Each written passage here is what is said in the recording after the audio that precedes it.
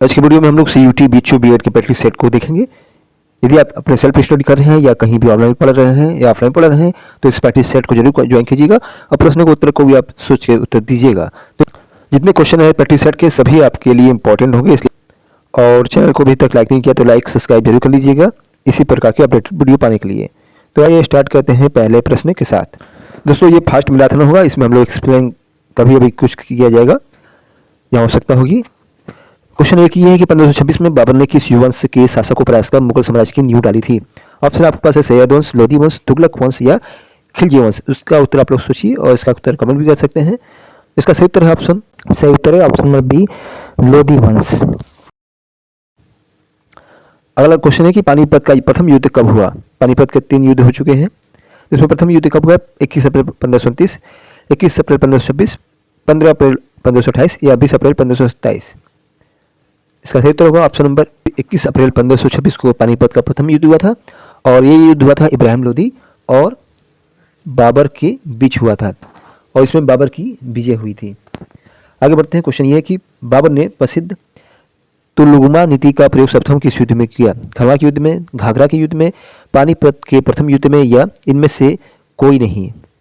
सही उत्तर है इसका ऑप्शन नंबर सी हो जाएगा। ऑप्शन नंबर सी करेगा प्रथम पानीपत के प्रथम युद्ध में बाबर ने तुलगुमा नीति का या पद्धति का प्रयोग किया था। क्वेश्चन 4 ये है कि किस युद्ध को जीतने के उपरांत बाबर ने खजाने का मुख अमीरों, सगे संबंधियों आदि के लिए खोल दिया। इस उदारता के लिए उसे कलंदर की उपाधि दी गई। तो यहाँ पे एक क्वेश्चन ये बनता है कि कलंदर की उपाधि किसको प्राप्त है? बाबर को। और ऑप्शन आपके पास है पानीपत का युद्ध, खलवा का युद्ध, चंदेरी का युद्ध या घाघरा युद्ध। दोस्तों इसका सही उत्तर हो जाएगा ऑप्शन नंबर ए, 1526 का जो युद्ध हुआ था इसमें बाबर विजयी हुआ था और इस युद्ध को जीतने के बाद बाबर ने अपने खजाने में से अमीरों, सगी संबंधियों आदि को उदारता के साथ दान दिया, इसलिए इसे कलंदर कहा जाता है। नेक्स्ट क्वेश्चन बढ़ते हैं। भारत में ग्रांड ट्रंक रोड द्वारा बनाई गई, किसके द्वारा बनाई गई? अशोक द्वारा, शेरशाह सूरी ने, अकबर ने या हुमायूं ने। सही उत्तर हो जाएगा ऑप्शन नंबर बी।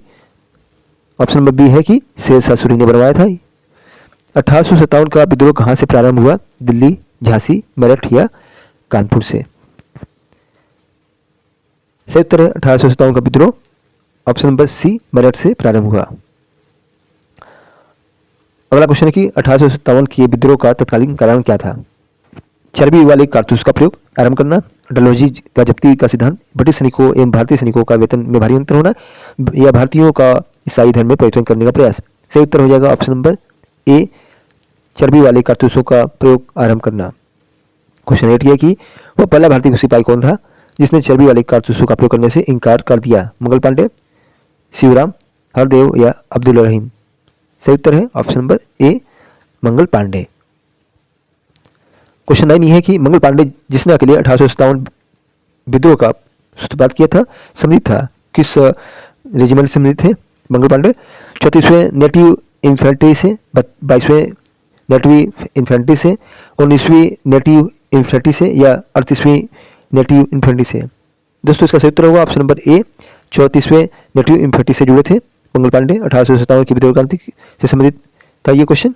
आगे बढ़ते हैं। क्वेश्चन नंबर 10 ये है कि बेगम हजरत महल ने 1857 के विद्रोह का नेतृत्व निम्नलिखित में से किस शहर में से किया था? ऑप्शन है लखनऊ, कानपुर, बनारस या इलाहाबाद। सही उत्तर हो जाएगा ऑप्शन नंबर ए, लखनऊ का प्रतिनिधित्व किया था हजरत महल ने 1857 की क्रांति के दौरान। आगे बढ़ते हैं। 11 क्वेश्चन ये कि हर्यक वंश के किस शासक को कुड़िक कहा गया है? हर्यक वंश के किस शासक को कुड़िक कहा जाता है?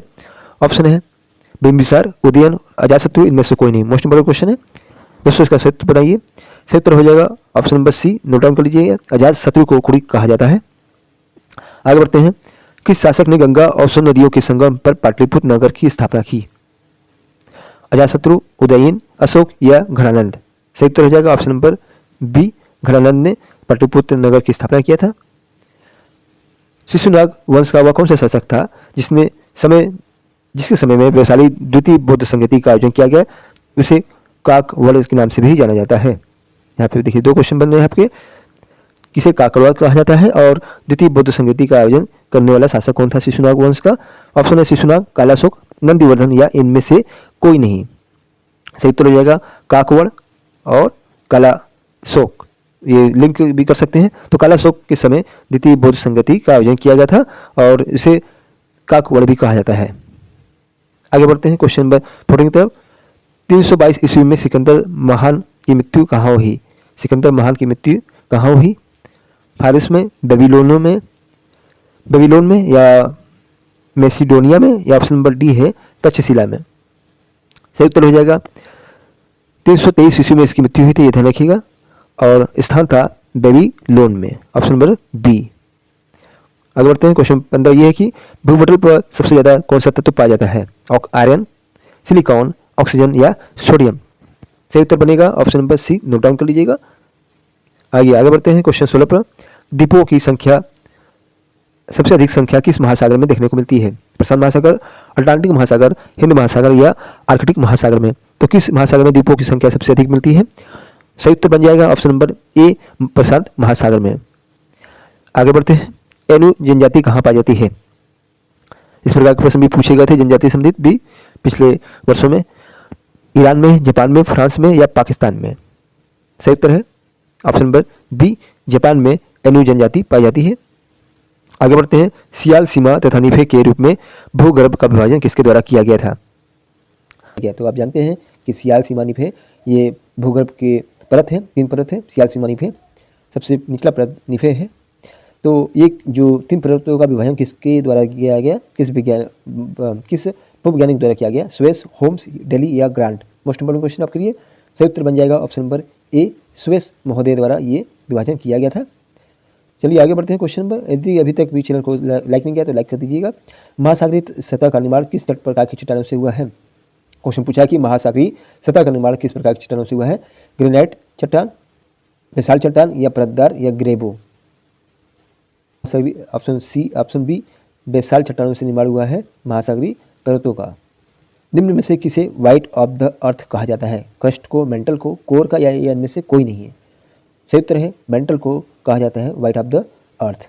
अगला क्वेश्चन है मोस्ट इंपोर्टेंट है कि महाद्वीपीय प्रवाह सिद्धांत के प्रतिपादक थे। महाद्वीपीय प्रवाह सिद्धांत के प्रतिपादक थे वैगनर, होम्स या ग्रांट या स्वेस। सही उत्तर है ऑप्शन नंबर ए, वैगनर महोदय हैं महाद्वीपीय प्रवाह सिद्धांत के प्रतिपादक। अगला क्वेश्चन है कि निम्नलिखित में से कौन सा बृहद वृत्त का एक उदाहरण है? कर्क रेखा, मकर रेखा, भूमध्य रेखा या आर्कटिक रेखा। सही उत्तर होगा ऑप्शन नंबर सी, सही हो जाता है। ऑप्शन नंबर सी कह रहा है कि भूमध्य रेखा जो है सबसे बृहद वृत्त का उदाहरण है। अगला क्वेश्चन है कि वह काल्पनिक रेखा जो पृथ्वी को 2 भागों में बांटती है क्या कहलाती है? भूमध्य रेखा कहलाती है, कर्क रेखा कहलाती है या मकर, या इनमें से कोई नहीं। सही उत्तर हो जाएगा ऑप्शन नंबर जो पृथ्वी को 2 भागों में काटती है, ऑप्शन नंबर ए राइट हो जाता है। ऑप्शन नंबर ए कह रहा है कि भूमध्य रेखा है जो पृथ्वी को 2 भागों में बांटने का कार्य करती है। भूमध्य रेखा, कर्क रेखा ऊपर होता है और भूमध्य रेखा के नीचे मकर रेखा होता है। ये भी बात याद रखिएगा। आगे बढ़ते हैं क्वेश्चन नंबर 24 की तरफ। 2 अक्षांश रेखाओं की बीच की दूरी लगभग कितनी होती है? यहाँ पूछ रहा है कि 2 अक्षांश रेखाओं के बीच लगभग दूरी कितनी होती है? 111 मील, 111 किलोमीटर, 21 मील या 121 किलोमीटर। सही उत्तर होगा ऑप्शन नंबर बी, 111 किलोमीटर 2 अक्षांशों के बीच की दूरी बनती है। अगले क्वेश्चन पे पढ़ते हैं 25। क्वेश्चन नंबर 25 है कि 1 डिग्री देशांतर की सर्वाधिक दूरी कहाँ पर होगी? कर्क रेखा पर, मकर रेखा पर, विषुवत रेखा पर या उपयुक्त में से कोई नहीं है। तो क्वेश्चन पूछा गया है कि 1 डिग्री देशांतर का सर्वाधिक दूरी कहाँ पर होती है? इसका सही उत्तर हो जाएगा ऑप्शन नंबर सी, विषुवत रेखा पर 1 डिग्री देशांतर की सबसे अधिक दूरी होगी। क्वेश्चन 26 ये है कि कुल देशांतरों की संख्या कितनी होती है? कुल देशांतर रेखाओं की संख्या कितनी होती है? 360, 120, 180 या 90। इसका उत्तर आप लोग सोचिए और बताइए कमेंट करके। सही उत्तर हो जाएगा ऑप्शन नंबर ए, 360 होती है कुल देशांतरों की संख्या। अगला क्वेश्चन है कि लाई जनजाति कहाँ पर निवास करती है? जापान में, दक्षिण कोरिया में, म्यांमार में या थाईलैंड में। सही उत्तर हो जाएगा म्यांमार में लाई जनजाति निवास करती है।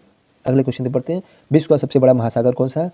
आर्कटिक महासागर, हिंद महासागर, अटलांटिक महासागर या प्रशांत महासागर। इसके लिए सही उत्तर हो जाएगा ऑप्शन नंबर डी, प्रशांत महासागर विश्व का सबसे बड़ा महासागर है। भारत के राष्ट्रपति की तुलना में निम्नलिखित में से किससे करना सर्वाधिक उचित रहेगा? भारत के राष्ट्रपति की तुलना निम्नलिखित में से किससे करना सबसे अधिक उचित है? अमेरिका के राष्ट्रपति से तुलना, फ्रांस के राष्ट्रपति से, ब्रिटेन के राष्ट्रपति से या श्रीलंका के राष्ट्रपति से? सही उत्तर बनेगा ऑप्शन नंबर सी होगा, ब्रिटेन के राष्ट्रपति से तुलना किया जा सकता है भारत के राष्ट्रपति का। क्वेश्चन नंबर 30 है कि भारतीय संविधान की कौन सी विशेष व्यवस्था इंग्लैंड से ली गई है? संसदीय प्रणाली, संघीय प्रणाली, मूल अधिकार या सर्वोच्च न्यायपालिका? सही उत्तर है ऑप्शन नंबर ए, संसदीय प्रणाली जो लिया गया है इंग्लैंड से लिया गया है, जबकि मूल अधिकार जो है वे अमेरिका से के संविधान से लिया गया है और सर्वोच्च न्यायालय भी अमेरिका के संविधान से लिया गया है।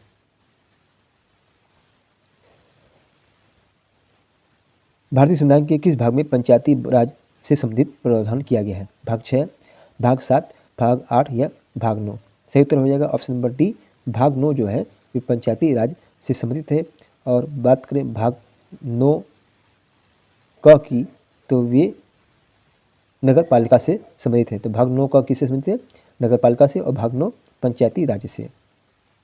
भारतीय संविधान को कितने भागों में विभाजित किया गया है? 16 भाग, 24 भाग, 25 भाग या 22 भाग? सही उत्तर बनेगा ऑप्शन नंबर डी, 22 भाग हैं भारतीय संविधान के।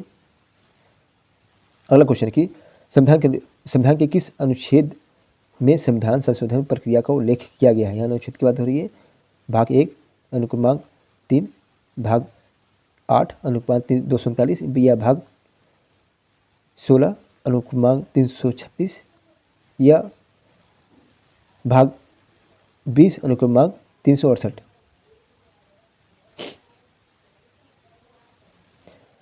जो संविधान संशोधन की प्रक्रिया को उल्लेख जो किया गया है वे ऑप्शन नंबर डी, भाग 10 के अनुच्छेद 368 में किया गया है। अगला क्वेश्चन ये कि विश्व का सबसे बड़ा लिखित और सबसे सर्वाधिक व्यापक संविधान किस देश का है? ब्रिटेन का, भारत का, कनाडा का या दक्षिण अफ्रीका का? सही उत्तर बनाइए दोस्तों। सही उत्तर होगा ऑप्शन नंबर बी हो जाएगा, भारत का सबसे बड़ा लिखित और सर्वाधिक व्यापक संविधान है। अगले क्वेश्चन पर पढ़ते हैं, भारतीय संविधान कैसा है? कठोर, लचीला, न ही कठोर न ही लचीला, अंशतः कठोर और अंशतः लचीला? सही उत्तर बनेगा ऑप्शन नंबर डी बनेगा, अंशतः कठोर है और अंशतः लचीला है। अगले क्वेश्चन पे बढ़ रहे हैं हम लोग। भारत का संविधान किस प्रकार का है? नम्य, अनम्य, नम्य और अनम्य दोनों या इनमें से कोई नहीं? सही उत्तर बनेगा ऑप्शन नंबर सी होगा, नम्य और अनम्य। आगे क्वेश्चन पे बढ़ते जा रहे हैं हम लोग। क्वेश्चन में 37 पूछ रहा कि भारत का संविधान भारत का माना गया है, भारत के संविधान में भारत को माना गया है एक अर्ध संघ, स्वतंत्र राज्यों का एक संघ, राज्यों का एक यूनियन या इनमें से कोई नहीं है? सही उत्तर बनेगा ऑप्शन नंबर सी, भारत के संविधान में भारत को राज्यों का यूनियन या संगठन माना गया है। क्वेश्चन 38 है कि भारत एक धर्मनिरपेक्ष देश है, तो इसका तात्पर्य क्या होता है? धर्मनिरपेक्ष का तात्पर्य क्या होता है? सभी नागरिक कानूनों के सामने समान है, इसका राज्य स्तर पर कोई धर्म नहीं होता है, सभी वयस्कों को चुनाव में मत देने का अधिकार होता है, सभी नागरिकों को भाषण देने का स्वतंत्रता होती है। सही उत्तर होगा ऑप्शन नंबर बी हो जाएगा, इसका राज्य स्तर पर कोई धर्म नहीं है, ये होता है धर्मनिरपेक्ष। निम्नलिखित में से कौन सा कथन आपको बताना सही है? भारतीय संविधान अध्यात्मक है, भारत एक नाममात्र का राजतंत्र है, भारत एक कुलीन तंत्र है या भारत एक संसदात्मक प्रजातंत्र है? तो कौन सा कथन सही है इसमें? सही उत्तर बनेगा ऑप्शन नंबर डी बनेगा कि भारत एक संसदात्मक प्रजातंत्र है।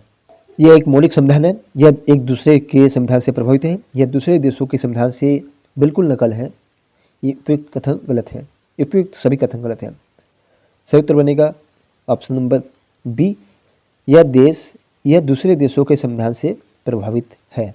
भारत का संविधान जो है दूसरे देशों के संविधान से प्रभावित है। अगले क्वेश्चन पे बढ़ रहे हैं। क्वेश्चन ये है कि निम्नलिखित में से कौन सा कथन सही है? ऑप्शन आप लोग पढ़िए और उसका उत्तर कमेंट कीजिए। सही उत्तर हो जाएगा ऑप्शन नंबर डी, उपयुक्त सभी। क्वेश्चन 42 है कि निम्नलिखित में से कौन सा कथन सही नहीं है? तो ऑप्शन आपके पास है, ऑप्शन पढ़ के आप लोग ऐसे सोचिए और कमेंट भी कर सकते हैं आंसर को। इसका सही उत्तर बनेगा ऑप्शन नंबर डी हो जाएगा। ऑप्शन डी कह रहा है कि हो जाएगा ऑप्शन नंबर डी, जिसमें कह रहा है कि संविधान के प्रवर्तन के समय से ही संविधान में मूल कर्तव्य शामिल है, ये कथन सही नहीं है। क्वेश्चन 43 है कि निम्नलिखित में से कौन सा कथन सही है? ऑप्शन आपके पास है, भारतीय संविधान में कोई विदेशी संविधान के तत्वों का समावेश किया गया है, भारतीय संविधान एकल नागरिकता का प्रावधान करता है। भारतीय संविधान वयस्क मताधिकार की व्यवस्था करता है या उपयुक्त सभी। इसका सही उत्तर बनेगा ऑप्शन नंबर डी, उपयुक्त सभी आपका राइट आंसर हो जाता है। क्वेश्चन 44 ये है कि 1942-1922 ईस्वी में निम्नलिखित में से किसके द्वारा उद्गार व्यक्त किया गया कि भारतीय संविधान भारतीयों की इच्छा के अनुसार होगा? महात्मा गांधी, मोतीलाल नेहरू, गोपाल कृष्ण गोखले या बाल गंगाधर तिलक। सही उत्तर बनेगा ऑप्शन नंबर ए, महात्मा गांधी के अनुसार कहा गया था कि संविधान भारतीयों की इच्छा अनुसार होगा। क्वेश्चन 45 ये है, लास्ट क्वेश्चन आपके लिए है कि निम्नलिखित में से किसके द्वारा ब्रिटिश सरकार से यह मांग की गई कि भारतीय संविधान के निर्माण के लिए संविधान सभा का गठन किया जाए? एम.एन. रॉय, महात्मा गांधी, मोतीलाल नेहरू या गोपाल कृष्ण गोखले। सही उत्तर बनेगा option number C, Motilal Nehru द्वारा 1924 में ब्रिटिश सरकार से यह मांग की गई थी कि भारतीय संविधान के निर्माण के लिए संविधान सभा का गठन किया जाए। दोस्तों, अब हमारे टेलीग्राम चैनल को ज्वाइन कर सकते हैं और अन्य प्रैक्टिस सेट भी का लिंक डिस्क्रिप्शन में मौजूद है, वहाँ से भी ज्वाइन कर सकते हैं। मिलते हैं नेक्स्ट वीडियो के साथ।